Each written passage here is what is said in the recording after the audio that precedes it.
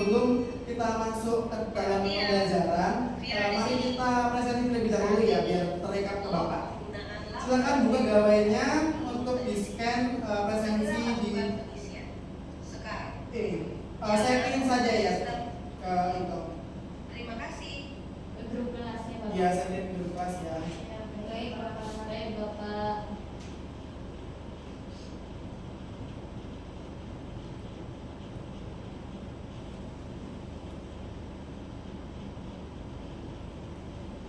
Oke, sudah saya kirim ke grup kelas, silakan untuk diisi ya. Bapak. Baik, Bapak.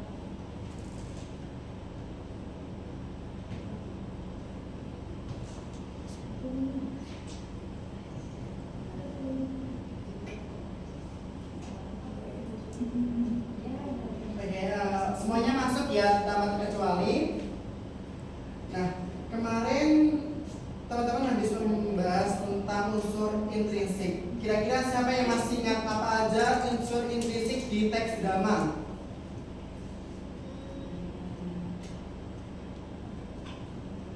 Iya, Bapak. Iya, oke. Ya, silakan adanya.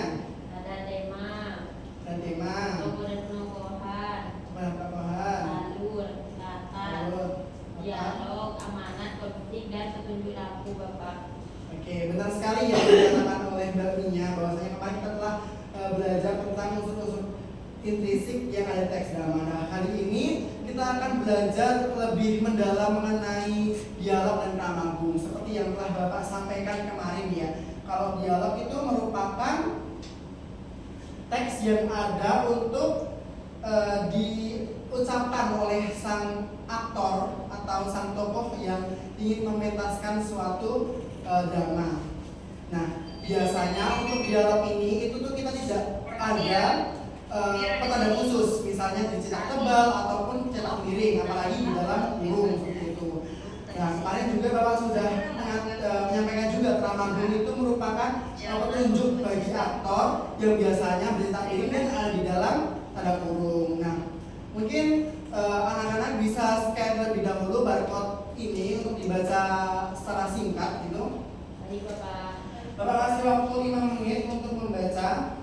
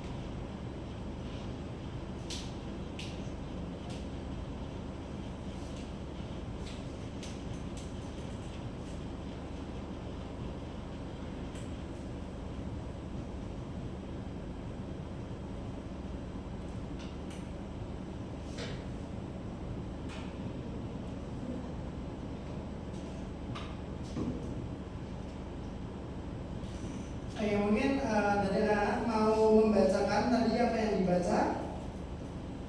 Bapak minta satu perwakilan.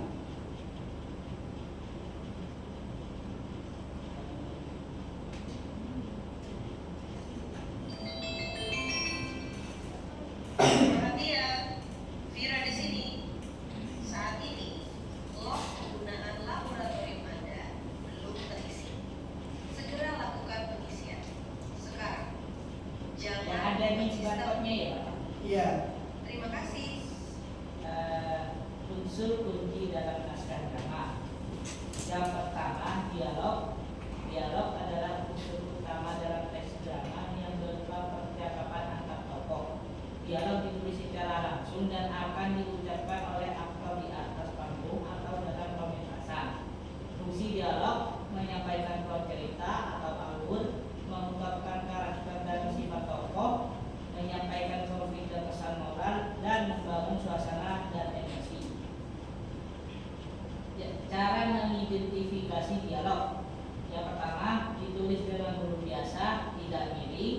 Yang kedua biasanya diawali dengan nama tokoh. Contoh, Siti, kamu harus pulang sekarang. Yang ketiga, tidak ada tanda kurung. Pramagung, petunjuk laku atau text direction. Pramagung adalah petunjuk bagi aktor yang tidak diucapkan melainkan dilakukan. Biasanya dicetak miring dan berada di dalam tanda kurung. Fungsi pramagung yang pertama memberi arahan gerak dan ekspresi aktor. Yang kedua, menciptakan suasana panggung. Yang ketiga, membantu sutradara dan aktor memahami interpretasi naskah. Isi pramagung meliputi yang pertama, acting, gerakan tubuh, acting yang berisi gerakan tubuh, mimik wajah, ekspresi seperti contoh tersenyum sinis, menggebrak meja dengan marah. Yang kedua, intonasi yang berisi cara pengucapan dialog seperti contoh dengan suara gemetar dan teriak keras. Yang ketiga, suasana yang berisi pencahayaan, efek suara, properti. Contohnya lampu redup, suara hujan deras terdengar. Cara mengidentifikasi pramagung. Yang pertama, dicetak miring dan di dalam kurung. Yang kedua, biasanya berada di awal dialog, tengah dialog atau akhir dialog. Yang ketiga, tidak diucapkan oleh aktor melainkan dilakukan. Perbedaan utama dari dialog dan pramagung. Dalam aspek bentuk, dialog memiliki percakapan yang diucapkan, sedangkan pramagung petunjuk yang tidak diucapkan. Aspek penulisan, dialog menggunakan huruf biasa, sedangkan pramagung menggunakan miring plus dalam kurung. Aspek fungsi, dialog menyampaikan teks cerita, pramagung memberi arahan visual dan emosional. Contoh dari perbedaan dialog dan pramagung untuk contoh dialog seperti kalimat seperti ini. Aku tidak mau. Sedangkan pramagung terkurung menangis sambil berlari keluar untuk kurung. Penerapan dalam analisis. Saat menganalisis kesesuaian naskah dan pementasan, bandingkan apakah intonasi aktor sesuai dengan yang diharapkan dalam dialog. Yang kedua, apakah acting dan ekspresi aktor sesuai dengan pramagung yang tertulis. Yang ketiga, apakah ada interpretasi kreatif sutradara yang menambah atau mengubah pramagung. Terima kasih Mas Farhan. Oke, jadi tadi Mas Farhan membacakan tentang dialog dan juga pramagung dari buku yang telah Bapak berikan. Benar sekali bahwasanya dialog itu merupakan unsur utama atau merupakan kunci, di mana dia itu terdapat dalam teks yang akan diucapkan oleh sang tokoh. Seperti yang kita bahas kemarin juga, bahwasanya dialog itu merupakan jiwanya atau apa yang ingin disampaikan oleh sang tokoh itu atau sang aktor tersebut. Nah, biasanya unsur dialog ini itu tuh tidak dicetak dalam tanda miring atau dicetak tebal gitu. Biasanya dia tuh ada di apit oleh tanda kutip buat tanda baca gitu. Oke.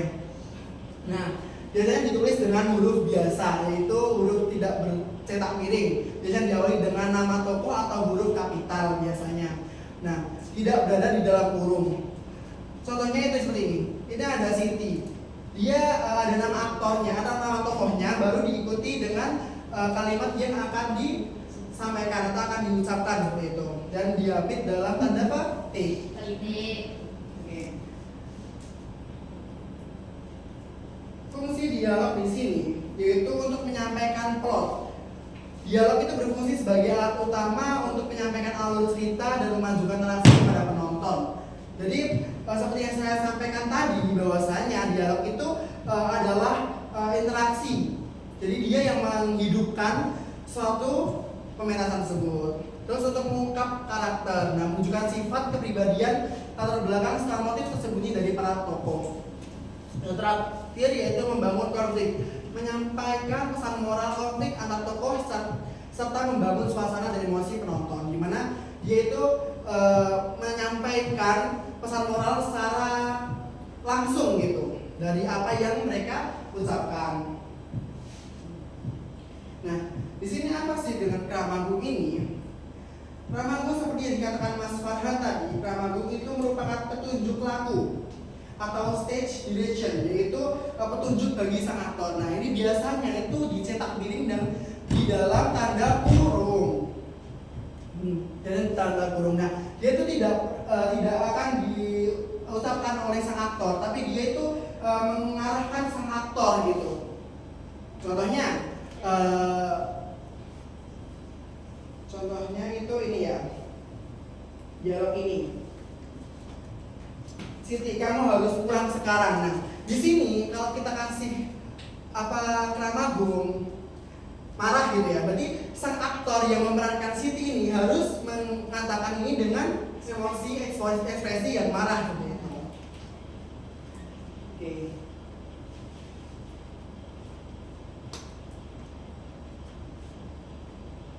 Nah, ini isi dan fungsi dari Kramagung.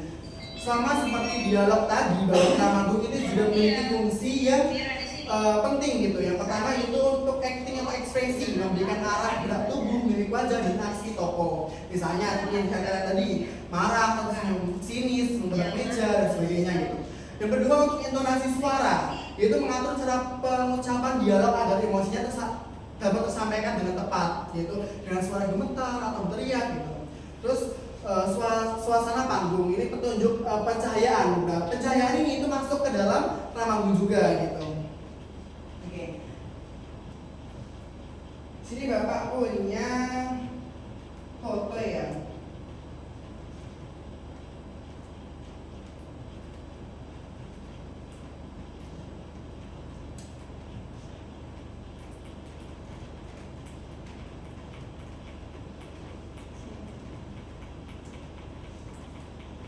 Nah, anak-anak coba lihat ekspresi yang disampaikan oleh laki-laki di sebelah kiri. Itu merupakan ekspresi apa? Marah. Ada lagi? Emosi, kesal, benar. Nah, ini kenapa bisa seperti ini? Karena di dialognya itu ada Kramagung tadi, tingkah petunjuk laku, di mana dia harus membawakan perannya seperti apa gitu. Nah, jadi anak-anak udah paham kan ya apa itu dialog dengan Kramagung? Oke, setelah ini Bapak akan putarkan salah satu video pementasan teater yang telah dilaksanakan oleh institusi Universitas Brawijaya Madura. Ya, jadi nanti anak-anak silakan buka KPD yang telah Bapak kirim di grup tadi. Tadi Bapak kirim KPD di grup. Nah, itu kalian sambil baca KPD-nya dan juga teks. Bapak juga sertakan teks di dalam KPD itu. Apakah kesesuaian antara dialog dan Kramagung itu telah diterapkan oleh video tersebut ya? Nah, di sini teman-teman menemukan atau mengidentifikasinya secara mandiri lebih dahulu. Nah, setelah mengidentifikasi terlebih dahulu, sudah mencatat nih ya, nanti Bapak minta teman-teman untuk berdiskusi dengan pasangan bangkunya gitu. Oke. Silakan buka KPD dan juga teksnya. Serta silahkan buka atau siapkan selembar kertas ya untuk mencatat hasil temuan kalian. Sudah Bapak? Sudah siap Bapak. Diki udah bawa buku Bapak. Ini udah bawa buku. Ini Pak bawa. Iya, silakan. Oke, sambil dicermati ya videonya ya. Sambil dilihat juga diperhatikan teks dan juga itu.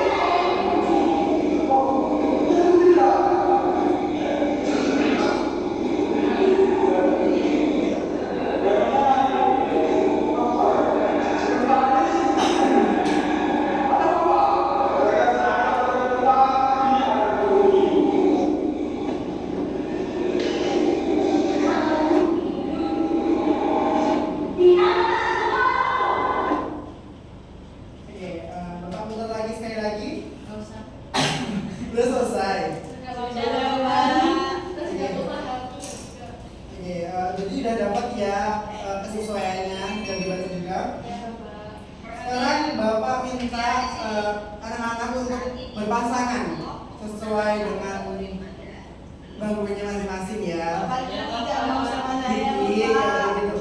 Oke, ini pasangan 1, pasangan 2, dan pasangan 3.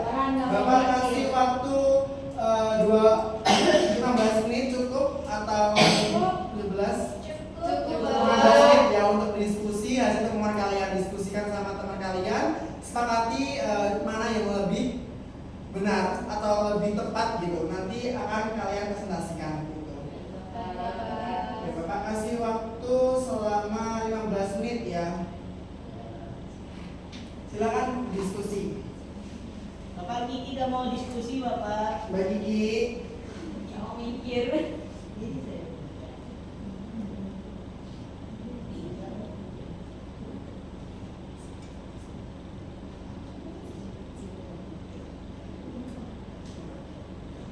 Karena apakah ada yang kesulitan? Ini jelas di sini silakan diskusi ya. Ya, silakan diskusi.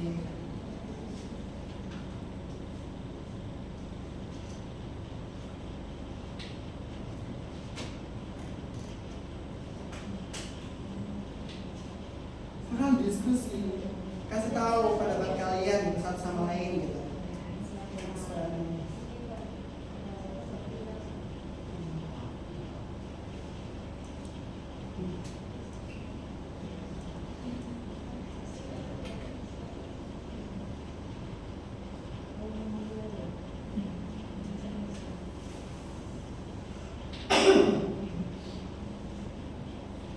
Mungkin anak-anak sambil memastikan lagi jawabannya, mungkin sambil Bapak setelkan lagi ya, putarkan Boleh, lagi ya Bapak. videonya.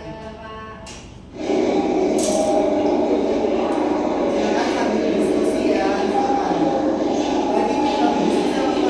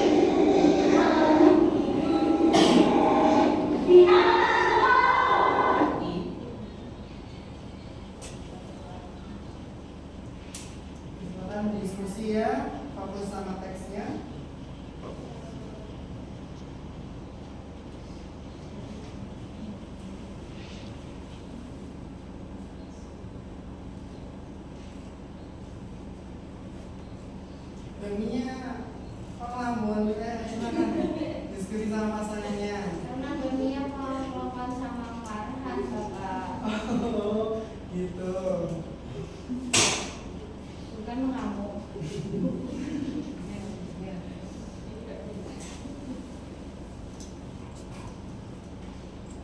Jangan takut untuk berpendapat ya.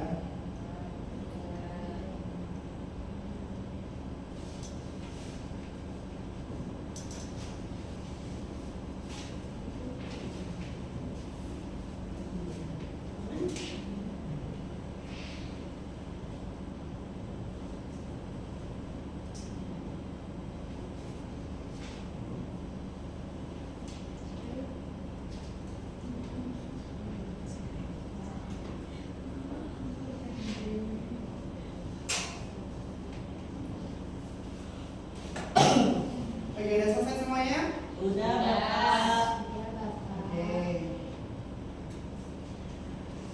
Sekarang Bapak minta pasangan berapa ya yang maju di depan presentasi? Satu Pak. 1, 3, Satu. Satu. Ayo pasangan 1 ya, silakan. Yeay. Ya, silakan presentasi. Sampaikan hasil temuan hasil diskusi kalian.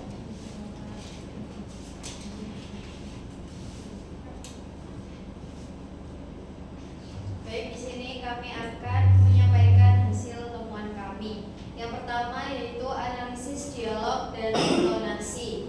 Nah, intonasi aktor ini sudah sangat sesuai dengan naskah. Tias menggunakan nada menggoda yang tepat saat berkata, "Jangan panggil saudari, panggil saja Tias." Dan kutipan yaitu, "Aku ingin duduk di atas kepalamu." Nah, bos juga terdengar terpesona dan lemah saat batuk-batuk. Hal ini sesuai dengan situasi keracunan. Volume suara cukup jelas untuk menyampaikan emosi licik Tias. Selanjutnya Yaitu analisis Kramagung dan acting, yaitu actingnya itu sangat sesuai dengan Kramagung, yaitu gerakan Tias yang menggoda ingin membuka baju dan adegan di bawah meja sangat kreatif dan juga simbolis. Penggunaan lampu sorot juga sangat mendukung suasana intrik dan gelap yang diinginkan naskah.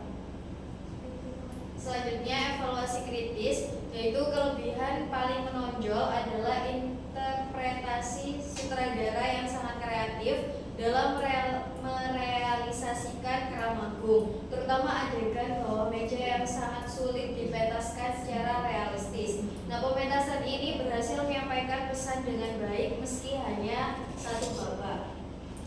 Itu saja yang dapat kelompok 1. Oke, baik, terima kasih. Kasih apresiasi kepada pasangan 1. Oke, mungkin dari pasangan 2 dan 3 ada ini ingin menanggapi jawaban dari pasangan 1. Silakan. Saya kelompok 2, Pak. Iya, silakan. Sebelumnya terima kasih kepada kelompok 1. Kami itu setuju dengan beberapa bagian dari pendapat Anda, tapi ada juga yang berbeda dari kita. Jadi sebagai besar dialog tidak sesuai dengan yang pertama bagian Tias yang menggoda. Namun saat bos batu-batu dan tergeletak itu, intonasi dan volume suaranya itu kurang kuat. Jadi kesan keracunan itu kurang terasa kuat. Terus juga di dialog akhir Tias itu cukup tegas dan sesuai sama karakternya Tias itu sendiri. Terus acting Tias sangat baik dan sesuai Kramagung, yaitu menggoda, gerakan provokatif, aktor pendukung atau orang kantor kurang ekspresif saat meninggalkan bos. Penggunaan meja dan lampu sorot sudah mendukung, tapi pencahayaan terlalu gelap sehingga ekspresi wajah sulit terlihat. Dan juga kelebihannya konsep pencahayaan dan simbolisasi adegan bawah meja cukup menarik. Untuk kekurangannya, beberapa dialog kurang jelas karena volume rendah dan pencahayaan gelap, sehingga penonton mungkin kehilangan sebagian cerita. Ya, oke, terima kasih. Kasih apresiasi pada kelompok 2. Silakan untuk pasangan 3 memberikan tanggapannya. Baik, terima kasih. Kami menghargai pendapat kelompok 1, tapi kami memiliki pandangan yang lebih kritis dari kelompok 1.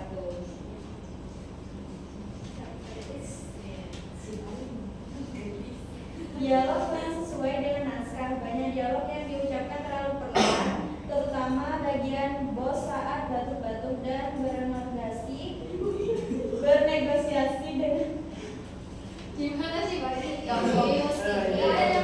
Bagus. Belum makan ya. Bernegosiasi dengan Tias. Intonasi Tias memang menggoda. Ayo, jadi serius, ayo. Demian.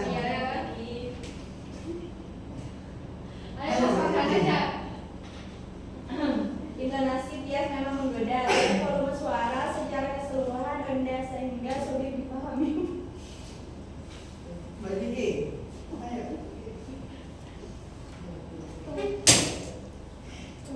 Saya lanjutkan dengan Kiki. Intonasi dia memang menggoda, tapi volume suara secara keseluruhan rendah sehingga sulit dipahami penonton. Nah, untuk ramah guna acting dari peserta, actingnya tidak sepenuhnya sesuai pelaku yang seperti dia sudah berusaha menggoda gerakan aktor pendukung, kurang hidup dan ekspresi wajah kurang terlihat karena pencahayaan yang sangat gelap. Adegan ini terlalu sederhana dan kurang meyakinkan. Jadinya ini pendapatnya bersama seperti contoh 2 dan untuk evaluasinya kekurangan paling besar dalam pemetakan yang dilakukan dalam video itu perjalanan yang terlalu gelap sehingga menjadikan acting dan ekspresi hilang. Setelah itu volume dialog yang meredam membuat pementasan kurang maksimal. Kelebihannya itu hanya pada ide cerita yang tetap bisa tersampaikan. Oke, terima kasih. Kita lalu bisa lanjut kembali.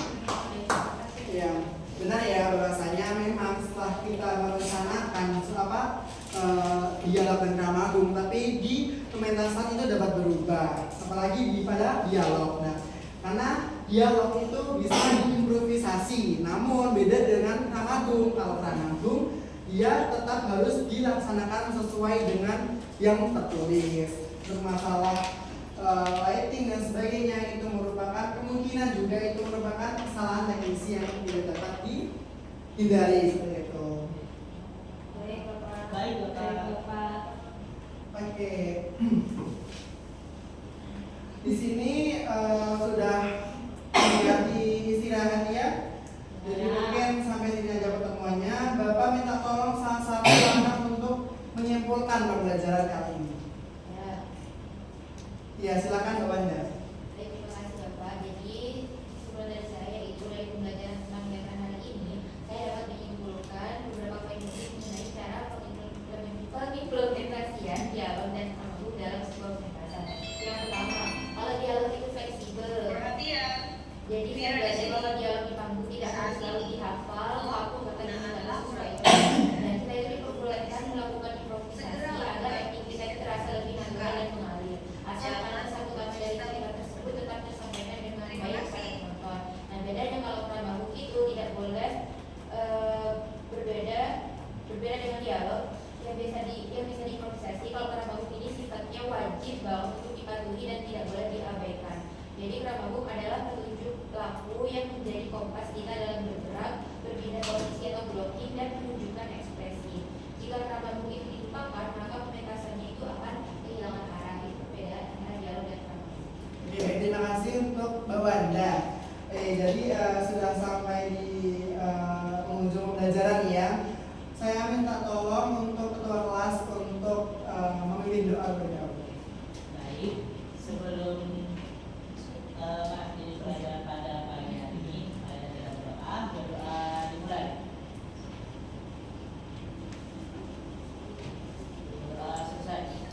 Baik, terima kasih anak-anak karena telah antusias dalam belajar kali ini. Bapak harap setelah belajar ini teman-teman jadi semakin peka dan semakin bisa mengapresiasi karya sastra. Jangan lupa KPD-nya dikirim ke email Bapak ya, nanti Bapak biar koreksi gitu. Baik, Pak. Untuk pertemuan minggu depan kita tetap membahas tentang teks drama. Minggu depan Bapak minta teman-teman untuk menyiapkan satu topik untuk membuat drama. Baik, Baik, Bapak.